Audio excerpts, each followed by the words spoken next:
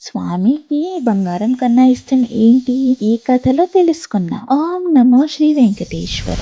ఒక చిన్న గ్రామంలో ఒక భక్తుడు ఉండేవాడు. ఆయన ప్రతిరోజు ఓం నమో వెంకటేశ అని నామం జపం చేస్తూ తన ఇంట్లో ఉన్న తులసి మొక్కకి నీరు పోసి దీపం వెలిగించి పూజ చేసేవాడు. ఆయన దగ్గర డబ్బులు లేవు. చాలా నమ్మకం మరియు భక్తి ఉంది. ఒక రోజు ఆయన హృదయంతో స్వామిని ప్రార్థించాడు. స్వామి, నేను మీకు ఇవ్వడానికి డబ్బులు లేదు, బంగారం లేదు. ఈ తులసి దళం మాత్రమే నా భక్తితో మీకు అర్పిస్తున్నాను అని. ఆయన తులసి దళం తీసుకుని శ్రీ వెంకటేశ్వర స్వామికి ప్రేమతో సమర్పించాడు. ఆ రాత్రి స్వామి ఆయన కళ్ళలో కనిపించి ఇలా అన్నారు: భక్తా, నువ్వు ఇచ్చిన చిన్న తులసి దళం నాకు చాలా ఇష్టం. బంగారం కన్నా, పెద్ద ధనం కన్నా కూడా నిజమైన భక్తి నాకు ముఖ్యం. ఆ రోజు నుంచి భక్తుడి జీవితంలో ఆనందం మరియు సంతోషం పెరిగింది. ఇంట్లో శాంతి, ఐశ్వర్యం కలిగింది. గ్రామంలో అందరూ కూడా స్వామి నామ జపం చేయడం మొదలు పెట్టారు.